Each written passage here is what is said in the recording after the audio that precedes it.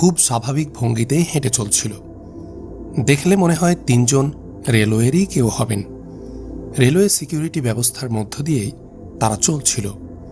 প্রবীণ সুলেমানভকে দেখে সবাই রাস্তা ছেড়ে দিয়েছে। প্ল্যাটফর্মে এসে পৌঁছল ওরা। বাম দিকে প্ল্যাটফর্মের গেটটি দেখতে পেল আয়েশা আলিয়েভা। সেখানে বিরাট লাইন। রেলওয়ে কর্মচারীদের সাথে সিকিউরিটির একদল লোক সবার টিকিট কার্ড পরীক্ষা করছে। কার্ডের ফটোর সাথে মিলিয়ে দেখছে বিশেষ মানুষকে। অনেকের মাথায় টুপি, হ্যাট খুলে মিলিয়ে দেখছে। বিশেষ করে মহিলা যাত্রীদের ক্ষেত্রে এই কড়াকড়িটা বেশি দেখা যাচ্ছে। প্ল্যাটফর্মের পাশাপাশি চলতে চলতে সুলেমানভ নিম্ন স্বরে বলল, ট্রেনে ওঠার পর আপনাদের দায়িত্ব আমি অবশ্যই পালন করব, তবে কোনো অসুবিধা না হোক আমি প্রার্থনা করি। ট্রেনে 2 সিটের বেশ কিছু রিজার্ভ বার্থ আছে। সস্ত্রীক এবং বিলাসী পার্টি বস অথবা বিশেষ বিদেশি কোনো রাষ্ট্রীয় মেহমানের জন্য এসব বার্থ রাখা হয়েছে। সুলেমানভ এ ধরনেরই একটি বার্থ জোগাড় করেছে আয়েশা আলিয়েভাদের জন্য।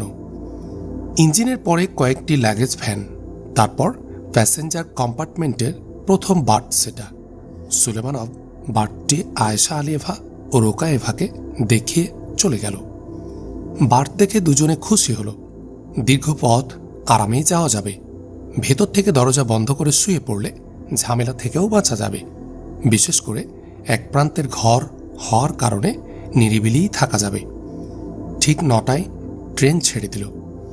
ট্রান্স সাইবেরিয়ান রেলের মধ্যে এটা অত্যন্ত দ্রুতগামী ট্রেন। ঘন্টায় 100 মাইল চলে। মস্কো থেকে তাসকন্দ রেলপথ 2000 মাইল। সময় লাগবে 20 ঘন্টা। মাঝখানে ট্রেন একবার থামবে। ইউরোপ থেকে এশিয়ার প্রবেশ মুখে ইউরাল পর্বতমালার গোড়ায়, ইউরাল নদীর তীরে, ইউরাল শহরে তেল নেবার জন্য। সেটা সকাল 7টায়। তারপর একেবারে গিয়ে তাসকন্দে থামবে সন্ধ্যা 5টার দিকে। ট্রেন এখন ফুল স্পিডে চলছে। বার্থের দরজা বন্ধ করে দুজন শুয়ে পড়ল। ভোর 5টায় তাদের ঘুম ভাঙল। উঠে অজু করে নামাজ পড়ল। ভালোই কাটল রাতটা। সামনে একটা দিন বাকি। ট্রেনে কি আর কোনো চেকিং হবে? রেল পুলিশকে তেমন ভয় নেই, কিন্তু ফ্রয়ের লোক কি ট্রেনে নেই? না থাকাটাই অবিশ্বাস্য। আলিয়েভা জানে কমিউনিস্ট সরকারের গোয়েন্দা থাকে না এমন কোনো জায়গা নেই। বিশেষ করে পাবলিক প্লেস, গণসমাবেশের ক্ষেত্রগুলোতে তারা না থেকেই পারে না। ট্রেন এমনই একটি জায়গা। এই ট্রেনে বিদেশিরা, গণ্যমান্য পার্টির বসরা থাকেন। অতএব তারা না থেকেই পারে না। এসব নানা কথা ভেবে আয়েশা আলিয়েভা রোকায়েভাকে বলল, রিভলভার কাছে রেখো, সাবধান থাকতে হবে আমাদের। দিনের আলোতে কারো নজরে পড়ে যাবার সম্ভাবনা আমাদের আছে। এ ট্রেনে রুম সার্ভিসের ব্যবস্থা আছে, সুতরাং বাইরে না বেরোলেই চলে। তারা ঠিক করল খাওয়া দাওয়া সেরে আরেকবার আচ্ছা করে ঘুমাবে তারা। রোকায়েভা বলল, ট্রেনের কোথায় কি আছে, কারা কোথায় রয়েছে, এসব একবার দেখে নিলে হতো না? আলিয়েভা খুশি হয়ে বলল, ঠিক আছে রোকায়েভা। ওরা বেরিয়ে গোটা ট্রেনটা একবার দেখে এলো। ট্রেনের ডাইরেক্টরের রুমের পাশে রেলওয়ে পুলিশের রুম। এরপর ট্রেনে একটা ক্যান্টিন আছে। এই কয়টি বাদে অন্য সবগুলো প্যাসেঞ্জারদের জন্য ট্রেনে লম্বালম্বি দীর্ঘ করিডোর রুমগুলোর সামনে দিয়ে এসেছে।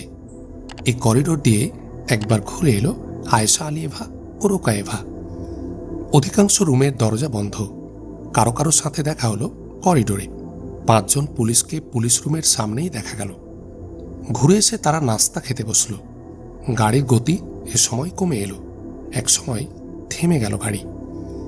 ঘড়ির দিকে তাকিয়ে আয়েশা আলিয়েভা সামনের দিকে তাকিয়ে দেখল সামনেই ব্রিজ ইউরাল নদীর উপর।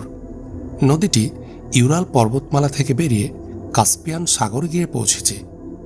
ইউরালস্ক নগরীর নদী তীরের সামান্য অংশ নজরে আসছে। ঘরবাড়ি ও মানুষের আচার আচরণে এখানে ইউরোপীয় ধাঁচটাই মুখ্য। তবে এখানকার পল্লী জীবনে কাজাকদের অনেক বৈশিষ্ট্যই চোখে পড়ে। বহুদিন আগে আয়েশা আলিয়েভা মস্কো যাবার পথে এই ইউরোলাসকে কদিন ছিল। গাড়ির জানালা দিয়ে রোকায়েভাও এক দৃষ্টি তাকিয়ে ছিল বাইরে, কিন্তু তার দৃষ্টি যেন এখানে নেই, কোথায় যেন হারিয়ে গেছে। রোকায়েভার দিকে তাকিয়ে আয়েশা আলিয়েভা বলল, কারো কথা নিশ্চয় মনে পড়েছে রোকায়েভা? পড়েছে। কার কথা? দাদির কথা। আর কেউ নেই আমার। জানি না কোথায় আছেন তিনি, দেখতে আর পাবো কিনা। ভেবো না রোকায়েভা, সাইমুম আমার এবং তোমার খোঁজ যখন পেয়েছে তখন তোমার দাদি তাদের নজরের বাইরে নয়। ঠিক বলছো, আমার দাদিকে কি দেখতে পাবো? আমার ধারণা মিথ্যা না হলে জুবাইরব তার ব্যবস্থা করেছে। এতক্ষণে রোকায়েভার মুখে হাসি ফুটে উঠল। ঠিক বলেছ, জুবাইরব প্রতিটি বিপদ মুহূর্তে অদৃশ্য থেকেও আমাদের পাশে দাঁড়িয়েছেন। দেখেছ তাকে? না, ইচ্ছা হয়নি কখনো। রোকায়েভা আলিয়েভার দিকে চেয়ে একটু ভ্রুকুটি করে বলল, তোমার প্রশ্নটা সরল নয়। জুবাইরব নিশ্চয় সাইমুমের ভালো কর্মী। আয়েশা আলিয়েভা একটু মুখ টিপে হাসল, কোনো জবাব দিল না। কথা বলল রোকায়েভাই আবার বলল, দেশে যাচ্ছি, তোমার কারো কথা মনে পড়ছে না? আমার কেউ নেই। কেউ নেই? নেই। বুকে হাত দিয়ে বলো, কেউ নেই। কারো কথাই তোমার মনে পড়ছে না? আয়েশা আলিয়েভা কথা বলল না। তার চোখটা উজ্জ্বল, মুখটা কেমন আরক্তিম হয়ে উঠল। বলল, তোমার ইঙ্গিত বুঝেছি রোকায়েভা। এমন কতই তো ভাবতে পারি। কত নয়, একটাই ভাবতে পারো। কিন্তু সে ভাবাটা যদি অন্যায় হয়, তার প্রতি অবিচার হয়। গলাটা একটু ভারী আয়েশা আলিয়েভার। এ প্রশ্নের জবাব কি তোমার চায় আলিয়েভা? আমি আর কোনো কথা বলবো না বলে রোকায়েভার পিঠে একটা ছোট্ট কিল দিয়ে উঠে গিয়ে বার্থে শুয়ে পড়ল সে। গাড়ি তখন নড়ে উঠেছে, চলতে শুরু করেছে। রোকায়েভাও উঠে গিয়ে তার সিটে শুয়ে পড়ল। ট্রেন চলছে তখন ইউরাল পার্বত্যভূমির উপর দিয়ে। এই পার্বত্য অঞ্চল পেরোলেই তুরান সমভূমি কাজাকদের এলাকা। ঘুমিয়ে পড়েছিল আয়েশা আলিয়েভা এবং রোকায়েভা দুজনেই।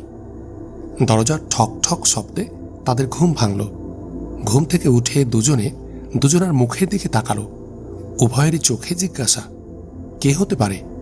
টিকিট চেকার নাকি পুলিশ, অথবা ডাইরেক্টর সুলেমানভ? আয়েশা আলিয়েভা উঠে দাঁড়ালো, কাপড় চোপড় ঠিক করে নিয়ে দরজার দিকে গিয়েও আবার ফিরে এলো। এসে ওভারকোটটি গায়ে চাপালো সে। দরজা খুলল আলিয়েভা। দরজার মাঝারি বয়সের সুঠাম স্বাস্থ্যের দুজন লোক।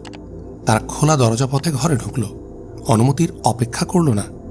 আলিয়েভা তাদের পিছনে পিছনে এলো ঘরে। ওরা ঘরের চারদিকে একবার নজর করে ওদের দুজনের দিকে আরেকবার ভালো করে তাকিয়ে বলল, আপনাদের টিকিট কার্ড দেখি। দুজনে টিকিট কার্ড বের করে ওদের হাতে দিল।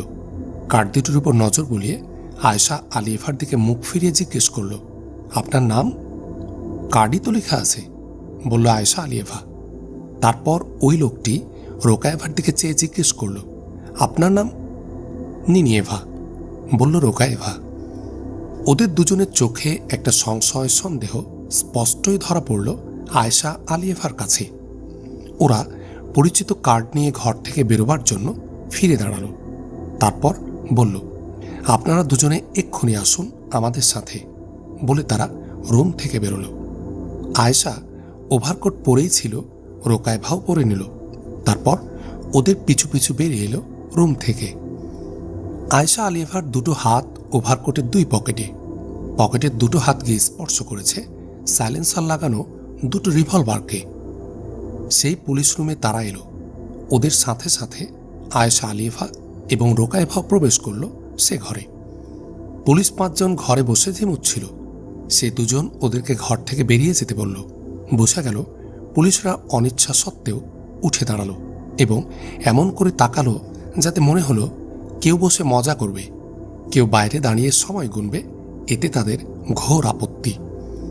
ওরা বেরিয়ে গেল। সাথে সাথে অটোমেটিক দরজা বন্ধ হয়ে গেল। আয়েশা আলিয়েভা নিশ্চিত হলো এরা রেলওয়ের নয়, গোয়েন্দা বিভাগের লোক। আর দেখলেই বোঝা যায় লোক দুটি লম্পট চরিত্রের। গোয়েন্দা দুজন গিয়ে পাশাপাশি চেয়ারে বসল। ধীরে সুস্থে মুখ খুলল একজন।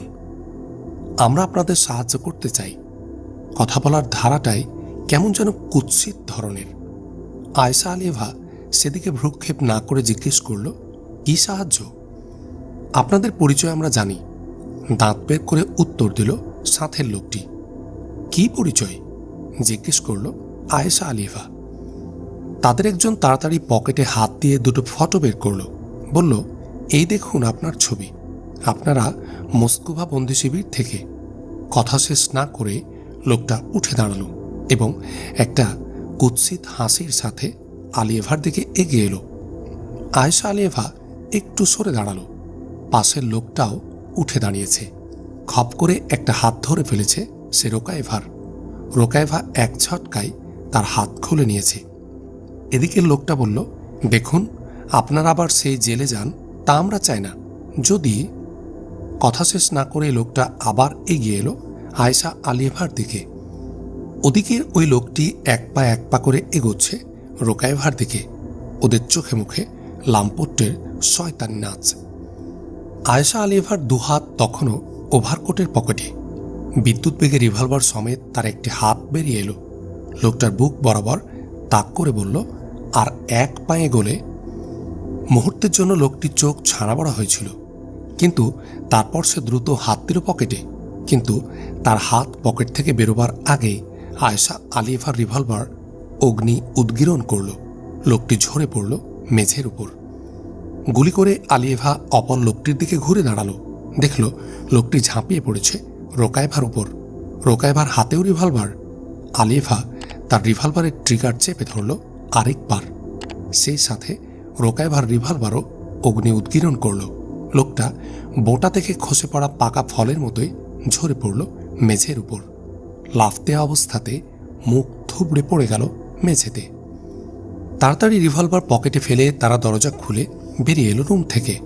সাইলেন্সার থাকায় গুলির কোনো শব্দ হয়নি, কিন্তু দরজা খোলার সাথে সাথে বারুদের গন্ধ বেরিয়ে এলো। তাদের তাড়াতাড়ি বেরিয়ে আসতে দেখে মনে হলো পুলিশরা একটু কৌতুক অনুভব করল। দুজন পুলিশ দরজার দিকে এগিয়ে এলো। ঘরের ভেতর চাইতেই তাদের চোখ ছানা বড়া হয়ে গেল। তাদের এই অবস্থা দেখে অন্য তিনজনে এসে দরজার সামনে দাঁড়ালো। বিস্ময় আতঙ্কে হা হয়ে গেল তাদেরও মুখ। আয়েশা আলিয়েভা এবং রোকায়েভা তাদের পিছনেই দাঁড়িয়েছিল।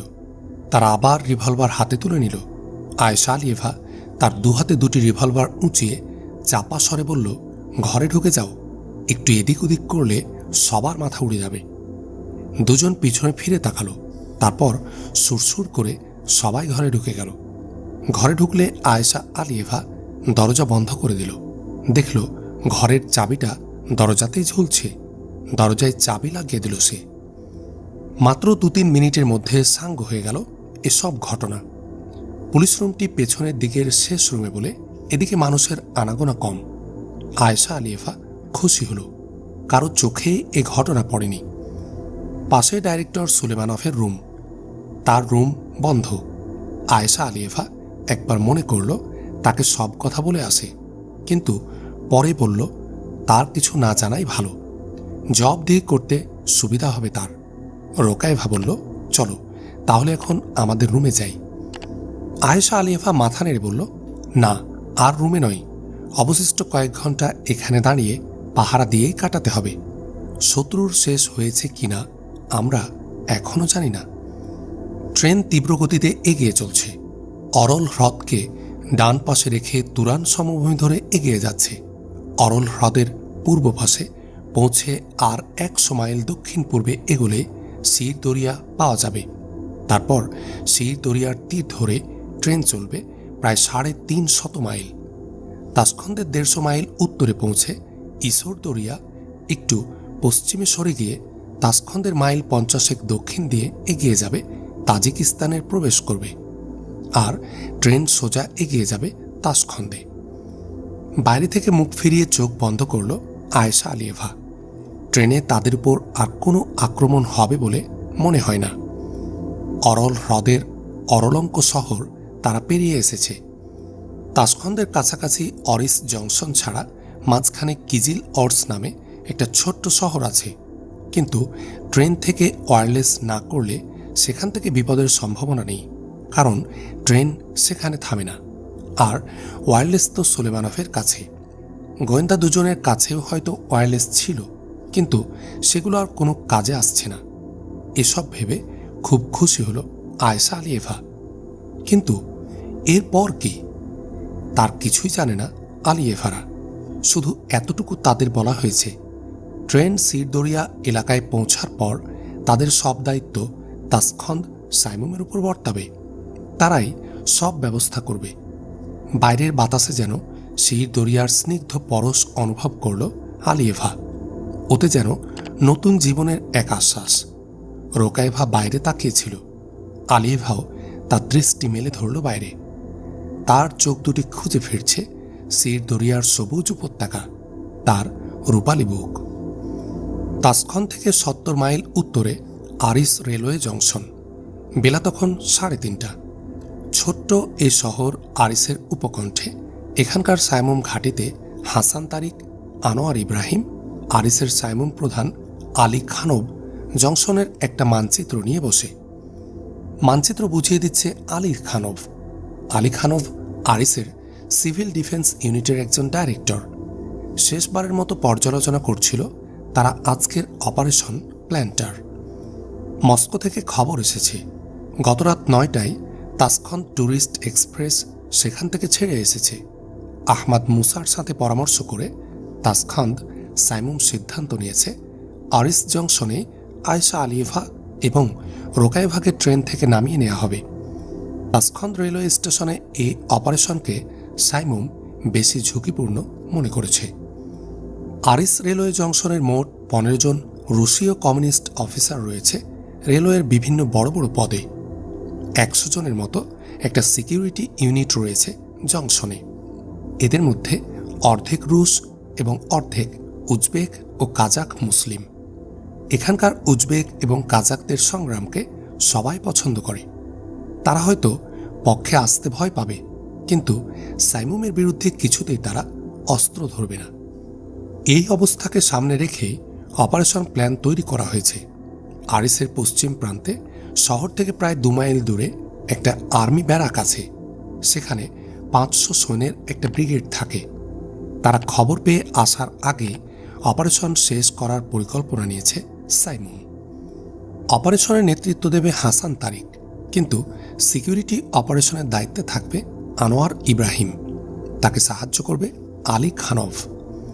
ঠিক 3:30টায় আলী খানভের ওয়্যারলেস বিপ বিপ করে উঠল। সবার মুখ উজ্জ্বল হয়ে উঠল। নিশ্চয় কোনো খবর আছে কিজিলগুদা থেকে। হ্যাঁ, ঠিক। ওয়্যারলেস থেকে কান সরিয়ে আলী খানভ বলল, কিজিলগুদার সাইমুম প্রধান জানালো তাসখন্দ ট্যুরিস্ট এক্সপ্রেস এখন তাদের শহর অতিক্রম করেছে। সবাই খুশি হলো। হাসান তারিক বলল, সবাই দোয়া করো আমাদের বোনরা ভালো থাকুক। তারপর আনোয়ার ইব্রাহিম ও আলী খানভের দিকে চেয়ে বলল, তোমাদের ইউনিট তো চলে গেছে স্টেশনে। হ্যাঁ, তাহলে চলো, আমাদেরও এবার উঠতে হবে। সবাই উঠে দাঁড়ালো। বাইরে 2টো মাউন্টেন জিপ দাঁড়িয়েছিল। জিপগুলো সাধারণত পাহাড়ি পথে খুব সহজেই চলতে পারে। সবাই গিয়ে গাড়িতে উঠল। একটাতে উঠল হাসান তারিক এবং 2 জন, অন্যটিতে উঠল আনোয়ার ইব্রাহিম, আলী খানভ এবং আরও কয়েকজন। ঠিক 3:45 হাসান তারিক ও আনোয়ার ইব্রাহিমরা 1 নম্বর প্ল্যাটফর্মে প্রবেশ করল। এরকম 4টা প্ল্যাটফর্ম আছে। 4টা প্ল্যাটফর্মে রেলওয়ে সিকিউরিটি লোকেরা ছড়িয়ে আছে। প্রত্যেকটা প্ল্যাটফর্মে 5 জনের করে একটা সিকিউরিটি টিম টহল দিচ্ছে। টিমের নেতৃত্বে আছে একজন করে রুশ অফিসার। সাইমুমের টার্গেট এই রুশ অফিসাররাই। 1 নম্বর প্ল্যাটফর্মে রয়েছে সিকিউরিটি অফিস। সিকিউরিটি রিজার্ভ লোকেরা এখানে অবস্থান করে। দেখা যাচ্ছে মেস সদৃশ বিশাল হল ঘরে সিকিউরিটি লোকেরা কেউ বসে আছে, কেউ শুয়ে শুয়ে রেস্ট নেবার চেষ্টা করছে। 1 নম্বর প্ল্যাটফর্মের সামনে বিশাল যাত্রী বিশ্রামাগার। বিশ্রামাগারের দুপাশ দিয়ে বাইরে যাবার 2টো গেট। গেটের পরেই সড়ক। সাইমুমের 2টো গাড়ি প্ল্যাটফর্মের উত্তর প্রান্তের অর্থাৎ বিশ্রামাগারের উত্তর পাশ দিয়ে বেরোনোর যে গেট তার মুখেই দাঁড়িয়ে আছে। হাসান তারিক দেখল প্ল্যাটফর্মের সিকিউরিটি 5 জন লোক টহল দিচ্ছে। তার মধ্যে রুশ অফিসারটি দাঁড়িয়ে আছে বিশ্রামাগারের দক্ষিণ পাশ দিয়ে যে গেট তারই কাছাকাছি জায়গায়। এখানেই যাত্রীর ভিড় বেশি হয়। যাত্রীবেশে সাইমুমের লোকেরাও পরিকল্পনা অনুসারে পজিশন নিয়েছে। ঠিক 4:15 তাসখন ট্যুরিস্ট এক্সপ্রেস আরিশ শহরে প্রবেশ করল।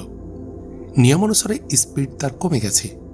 জংশন এলাকায় পৌঁছতে স্পিড তার আরও কমে গেল। গাড়ি এখানে দাঁড়াবে না বটে, কিন্তু ক্লিয়ারেন্স ডকুমেন্ট নেবার জন্য এটা তাকে করতে হয়। 4:17 ট্রেন জংশন এলাকায় প্রবেশ করল। সঙ্গে সঙ্গে 1 নম্বর প্ল্যাটফর্মের দক্ষিণ প্রান্তে রেল লাইনের উপর বিরাট বিস্ফোরণের শব্দ হলো। সেখানকার রেল লাইন উড়ে গেল।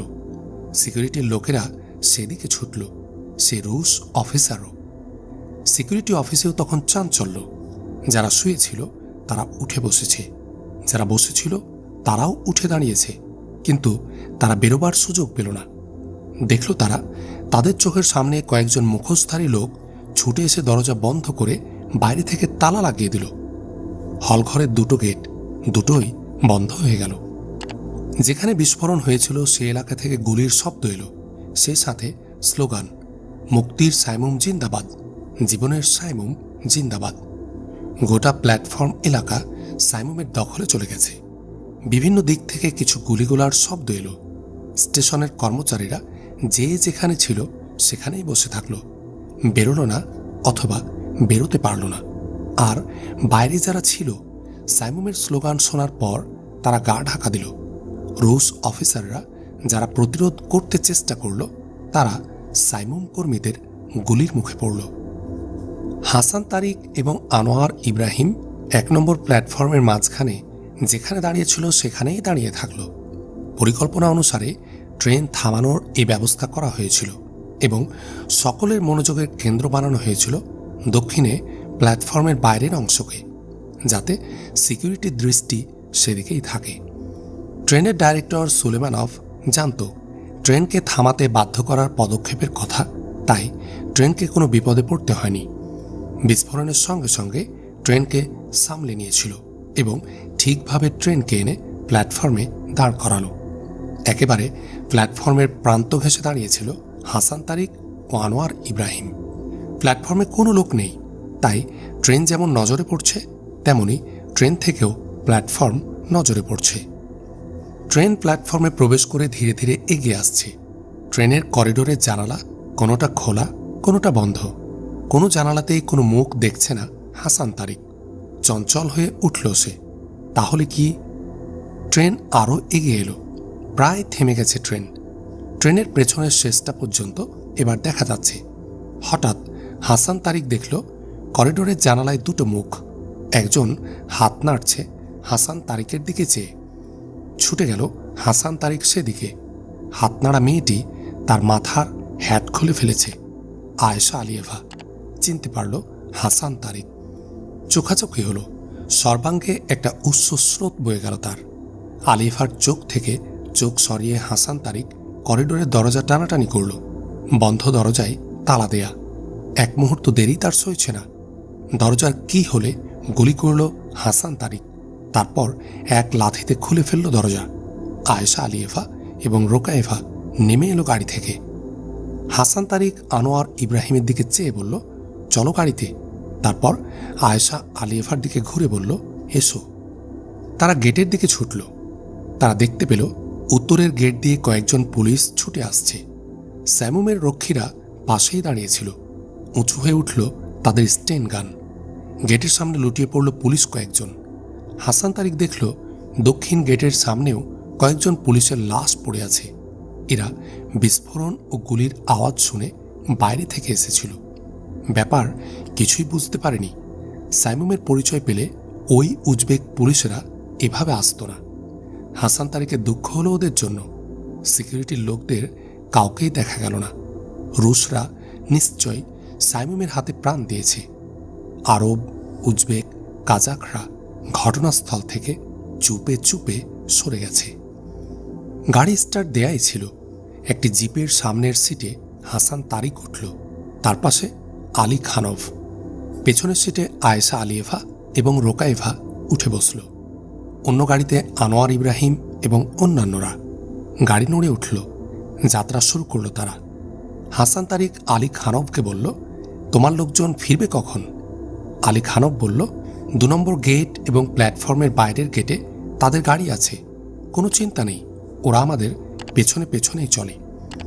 গাড়ি তখন ফুল স্পিডে চলতে শুরু করেছে। হাসান তারিক আল্লাহর শুকরিয়া আদায় করল। কোনো বড় ঘটনা ছাড়াই আল্লাহ তাদের সাফল্য দান করেছেন। গাড়ি শহর থেকে বেরোবার পর একটি পার্বত্য পথে হাসান তারিকের পাশ থেকে আলী খানব নেমে গেল। পেছনে সাইমুমের কর্মীদের যে 2টো গাড়ি আছে তারাও এখানে আলী খানবের সাথে এসে মিলিত হবে। তাদের কয়েকজন আলী খানবের সাথে এখানে থাকবে, অন্যরা ফিরে যাবে আরিসের সাইমুম ঘাঁটিতে। অবশিষ্টদের নিয়ে আলী খানব এই গিরিপথ পাহারা দেবে, যাতে শত্রুরা হাসান তারিকের পিছু নেবার সুযোগ না পায়। হাসান তারিক ও আনোয়ার ইব্রাহিমের 2টো গাড়ি আলী খানবকে নামিয়ে দিয়ে কিরগিজিয়ার রাজধানী ফ্রঞ্জের পথ ধরে ছুটল পূর্ব দিকে। আসলে তাদের লক্ষ্য ফারগানা এবং তাসখন্দের মধ্যবর্তী সাইমুমের শহীদ আনোয়ার পাশা ঘাঁটি। সমরকন্দকে বাম পাশে রেখে সেখানে পামির সড়ক তাসখন্দের দিকে এগিয়ে গেছে। সেখান থেকে 70 মাইল পূর্বে এবং ফারগানা থেকে 50 মাইল পশ্চিমে উজবেকিস্তান ও কিরগিজিস্তানের সঙ্গমস্থলের দুর্গম পার্বত্য উপত্যকায় এই ঘাঁটি। আরিস থেকে তাসখন্দ হয়ে এখানে আসা যেত, কিন্তু আরিস থেকে সোজা তাসখন্দের পথে আসা হাসান তারিক ঠিক মনে করেনি। গন্তব্য সম্পর্কে শত্রুদের বিভ্রান্ত করার জন্যই হাসান তারিক এ পথে এসেছেন। ফ্রুনজের পথে মাইল 50 এগিয়ে যাবার পর আরেকটা ক্যারাভ্যান ট্র্যাক পাওয়া যায়, যা দিয়ে পামির সড়কে পৌঁছা যাবে। এই পথে হাসান তারিক শহীদ আনোয়ার পাশা ঘাঁটিতে পৌঁছাবে ঠিক করেছে। হাসান তারিকের গাড়ি তখনও দৃষ্টির বাইরে যায়নি। এমন সময় সেই পার্বত্য গিরিপথের এক টিলায় বসে আলী খানব দেখল বিরাট আর্মির সাজোয়ার আরিসের দিক থেকে এগিয়ে ছুটে আসছে। সহকর্মীদের প্রতি সতর্ক সংকেত দিয়ে আলী খানব টিলা থেকে দ্রুত নেমে পড়ল। তারপর দ্রুত সেই পার্বত্য পথের উপর গিয়ে উপস্থিত হল। খুঁজে খুঁজে উপযুক্ত স্থান বেছে নিয়ে পরপর 3টা রোড মাইন পাতল। এমন জ্যামিতিক কোণ করে সেগুলো পাতল যাতে মিস হবার কোনো ভয় রইল না। মাইন পেতে সে রাস্তা থেকে সরে আসতে না আসতে সেই সাঁচোয়া গাড়ি এসে পড়ল গিরিপথের মুখে। একটা পাথরের আড়ালে বসে রুদ্ধশ্বাসে অপেক্ষা করছে আলী খানব। গাড়ি এসে গেছে। আর 50 গজ, 20 গজ, হ্যাঁ এসে গেছে সেই কৌণিক অবস্থানে। সঙ্গে সঙ্গে প্রচণ্ড এক বিস্ফোরণ। একটা খেলনার মতো ঊর্ধ্বে নিক্ষিপ্ত হয়ে ছিটকে পড়ল সাজোয়াটি। কালো ধোঁয়ায় আচ্ছন্ন হয়ে গেল এলাকাটা। ধোঁয়া যখন মিলিয়ে গেল, দেখা গেল গাড়িটি টুকরো টুকরো হয়ে গেছে। মানুষের কোনো চিহ্ন নেই। হাসান তারিকের গাড়ি তখন দৃষ্টির আড়ালে চলে গেছে। আলী খানব প্রথম বিস্ফোরণের জায়গা থেকে অনেক পশ্চিমে গিরিপথটির মুখে আরও 3টি মাইন পাতল, একটা সতর্কতামূলক ব্যবস্থা হিসেবে। কারণ বাড়তি ব্যবস্থা হিসাবে এক বা একাধিক গাড়ি এই সাজোয়াটির পিছনে আসবে, সেটাই স্বাভাবিক।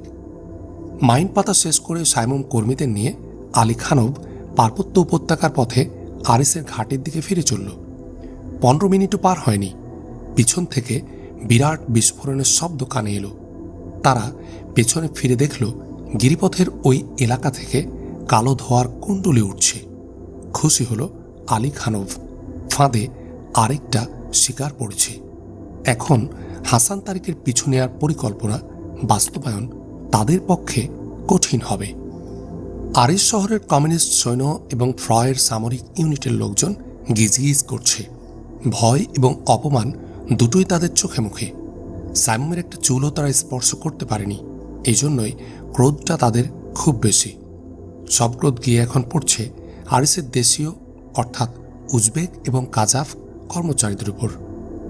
উঁচু প্রাচীর ঘেরা আরিসের জেলখানায় তাদের এই জিঘাংসা বৃত্তিরই একটা মহোৎসব চলছে কতগুলো নিরপরাধ মানুষের উপর। সুলাইমানভকে গ্রেফতার করা হয়েছে 2 জন গোয়েন্দা হত্যা এবং রেলওয়ে পুলিশদের বন্দী করার ঘটনার সাথে জড়িত থাকার অপরাধে। বলা হচ্ছে তারই পাশের রুমে এটা ঘটেছে, সুতরাং তার যোগসাজশ না থেকেই পারে না, বিশেষ করে তার যখন কিছুই হয়নি। বৃদ্ধ সুলাইমানভকে কথা বলানোর জন্য প্রথমে নির্মমভাবে প্রহার করা হয়েছে। চোখ বন্ধ করে মুখ বুজে পাহাড়ের মতো সব সহ্য করেছে সে। নির্মম চাবুকের সাথে পিঠের চামড়া উঠে এসেছে, বেদনায় কুঁকড়ে গেছে তার দেহ, নীল হয়ে গেছে মুখ, কিন্তু মুখ থেকে ওরা একটা কথাও বের করতে পারেনি। অবশেষে তাকে নিয়ে এলো বিদ্যুৎ আসনে। বিদ্যুৎ শকে বেদনায় কুঁকড়ে গেল তার দেহ, চোখ দুটি তার ঠিকরে বেরিয়ে আসতে চাইল। কানেকশন সরিয়ে তাকে বলা হলো এর পরের শকে আগের চেয়েও কঠিন অবস্থা তার জন্য অপেক্ষা করছে। যদি বাঁচতে চায় তাকে বলতে হবে সাইমুন সম্পর্কে সে কি জানে। প্রথম শকের পরে বৃদ্ধ সুলাইমানভের মাংসপেশিগুলো গভীর ক্লান্তি ও বেদনায় কাঁপছিল, কিন্তু চোখ তার স্থির, তাতে অদ্ভুত ঔজ্জ্বল্য। সে বলল, যে মৃত্যুর জন্য প্রস্তুত তাকে শাস্তির ভয় দেখিয়ে তোমরা কি করবে? আমাদের এ দুর্ভাগা মুসলিম জাতির মুক্তির আন্দোলনের পতাকা ভুলুণ্ঠিত ছিল অনেক দিন, তাকে আবার সাইমুন তুলে ধরেছে। আমি তাদের জন্য জীবন দিতে পারি, সেটা আল্লাহর জন্যই জীবন দেয়া হবে। আমি গৌরবান্বিত হব। মিলিটারি ইন্টেলিজেন্সের প্রধান সার্জি সোকলভ পাশেই দাঁড়িয়েছিল। তার চোখ দুটি ভাটার মতো জ্বলে উঠল, দেহের সমস্ত রক্ত যেন মুখে এসে জমা হলো। সে দুপা এগিয়ে এসে প্রচণ্ড এক লাথি মারল সুলাইমানভের মুখে। সুলাইমানভের বাম গাল থেকে এক খাবলা মাংস উঠে গেল লোহার কাঁটাওয়ালা বুটের আঘাতে। ঝরঝর করে ছিটকে পড়া রক্ত প্রবাহে ভিজে গেল বিদ্যুৎ আসনের কাঠের পাটাতন। সুলাইমানভ তার রক্ত ধোয়া মুখটি সোকলভের দিকে ফিরিয়ে বলল, আমার কোনো দুঃখ নেই। যুগ যুগ ধরে তোমরা আমার দেশকে, আমার মুসলিম জাতিকে এরকম পদাঘাতেই ক্ষতবিক্ষত করেছ। আমি আজ তাদের দলে সামিল হতে পেরে আনন্দিত। তোমাদের অনেক হারাম টাকা আমার পেটে গেছে, তাই এইভাবে মাফ হয়ে গেলে আমি খুশি হব। চুপ কর বলেই পাশ থেকে ভারী লোহার রোলারটি তুলে নিয়ে জোরে ছুঁড়ে মারল তার মুখে, কিন্তু রোলারটি সুলাইমানভের মুখে না লেগে প্রচণ্ডভাবে আঘাত করল গিয়ে তার কপালে। আল্লাহ, একটা শব্দই শুধু তার মুখ থেকে বেরোতে পারল। তারপর সব শেষ। থেঁতলে গুড়িয়ে গেছে তার মাথা, রক্তে ভেসে যাচ্ছে মেঝে। আরিস স্টেশনের 50 জন সিকিউরিটির লোক এবং আরও অনেক সাধারণ কর্মচারী সহ প্রায় 500 উজবেক ও কাজাক যুবককে গ্রেফতার করে এই জেলখানায় আনা হয়েছে।